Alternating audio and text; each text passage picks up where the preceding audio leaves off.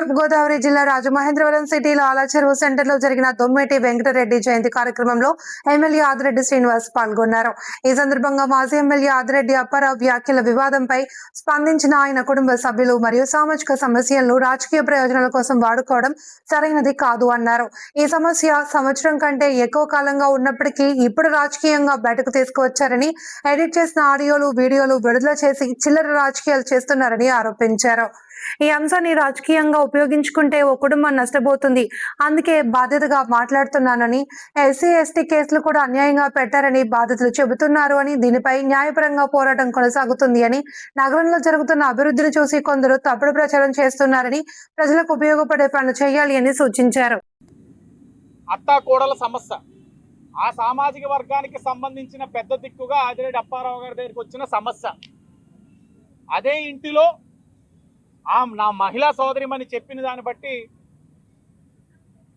అక్కడ ఉన్న వ్యవహారం బట్టి, వారు ఎదుర్కొంటున్న ఎస్సీ ఎస్టీ కేసులు బట్టి అప్పారావు గారు మాట్లాడిన విధానాన్ని చిత్రీకరించిన ప్రక్రియలో జరిగిన సంభాషణ, ఆవిడ అంత మాట్లాడిన తర్వాత నేను మాట్లాడటం సరైన విధానం కాదని నాకు అనిపిస్తూ ఉంది.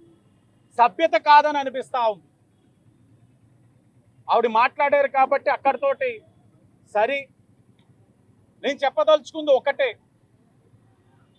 సంవత్సరన్నరగా ఈ సమస్య ఉందట. నిన్నే నేను తెలుసుకున్నా. సంవత్సరన్నరగా ఉన్న సమస్యను రోడ్డు మీద పెట్టారు వైసీపీ వాళ్ళు. న్యాయం చేస్తారా? చేయగలరా? చేయగలరా? ఈ నియోజకవర్గంలోని ఒక దౌర్భాగ్యమైన పరిస్థితి. ఓడిపోయిన వెంటనే ప్రచార రథం కాలిపోయిందని మొదలుపెట్టాడు అబ్బాయి.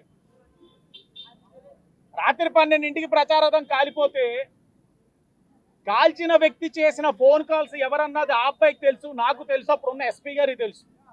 రాజకీయాలు చేసేనా? రాత్రి కాలితే హుటాహుటిని రాకుండా మేకప్ వేసుకొని వచ్చిన అబ్బాయి యొక్క చిత్తశుద్ధి మనం అర్థం చేసుకోవాలి. కాల్చేశారు అని చెప్పారు, దాని తర్వాత కాల్చుకున్నారు అని తెలిసింది. పటాపంచలైంది. తర్వాత గౌరవనీయులైన పెద్దలు బుచ్చు చౌదరి గారికి, అప్పారావు గారికి మళ్ళా ఎడిటింగ్ తోటి ట్రై చేశారు. అది అసలైన ఆడియో వచ్చింది, పటాపంచలైంది. తర్వాత మా నాయకులు నమ్మనివ్వండి ఎడిటింగ్లు, అది పటాపంచలైంది. మొన్న ఇస్కాన్లోని తలెత్తిన సమస్య, ఇస్కాన్లోని ఉన్న ప్రభువులు ప్రెస్ మీట్ పెట్టి సమాధానం చెప్పే పరిస్థితి, అది పటాపంచలైంది. ఇప్పుడు ఇది నిన్న సోదరిమని మాట్లాడింది అర్థమవుతుంది. ఇంకెన్నాళ్ళు ఎలాంటి చిల్లర రాజకీయం చేస్తారు? ఎడిటింగ్లు చేసుకునే బతుకు ఎందుకు వస్తా ఉంది మీకు? 20 నెలలుగా నేను చేస్తున్న అభివృద్ధిని చూసి వారవలేక, ఈ పార్లమెంట్లో ఉన్న ఒకే ఒక్క బీసీ ప్రజాప్రతినిధిగా ఎదుగుదల తట్టుకోలేక మీరు చేస్తున్నారా? నాకు అర్థం కావట్లా. వచ్చిన దాంట్లో ఏమిటి వాస్తవం, ఏంటి అవాస్తవం? ఇది నేను రాజకీయంగా ఉపయోగించుకుంటే ఏ కుటుంబం రోడ్డున పడుతుంది అన్న విషయం కూడా వైసీపీ వాళ్ళు మర్చిపోతా ఉన్నారు. ఇళ్లల్లో ఆడపిల్లలు లేరా? ఉన్నారు కదా. ఇది మంచి విధానం కాదు.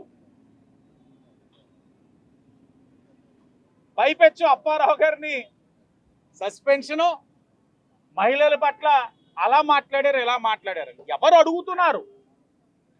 2019లో డొమెస్టిక్ వైలెన్స్ సొంత వదని చేత కేసులు పెట్టించుకున్న వ్యక్తిలా అడుగుతుంది. నెగ్గిన తర్వాత కాలు పట్టుకున్నావా, అధికార అహంతో కొట్టించుకున్నావా కేసులు ఎవరికి తెలియదు. ఆ పార్టీయా ప్రశ్నిస్తుంది మమ్మల్ని. తల్లికి చెల్లికి అన్యాయం జరిగిందని వాపోతా ఉన్నారు. నా పార్టీ క్రమశిక్షణ కలిగిన పార్టీ కాబట్టి నోరుని బాగా సంభాళించుకుంటున్నా. రోడ్డు మీదకి జీవితాలని లాక్కండి. ఓపుకుంటే ప్రజాక్షేత్రంలో తేల్చుకోండి. కుల రాజకీయాలు ఆడడం, కుటుంబాలని రోడ్డును పడేయడం మీకు కొత్త కాదు వైసీపీ వాళ్ళకి.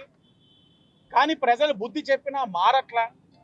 దీని గురించి ఎంత తక్కువ మాట్లాడితే అంత మంచిదని మా వాళ్ళు కూడా అనుకుంటా ఉన్నారు. ప్రజలు గమనిస్తున్నారు. ఇన్ని చేశారు, ఒక్కటైనా నిలబెట్టుకోగలిగారా? పట్టుకుంటారు, వీడియోలు వేసుకుంటారు, వదిలేస్తారు. ప్రజలు కూడా వదిలేస్తున్నారు, మీరు చేస్తున్న అన్ని మర్చిపోతున్నారు. ఓపుకుంటే ప్రజాక్షేత్రంలోకి వెళ్ళి ప్రజలకు ఉపయోగపడేది చెయ్యండి, కానీ ఇలాంటి చిల్లర రాజకీయాలు, చిల్లర పార్టీ, చిల్లర రాజకీయాలు మానుకుంటే మంచిది.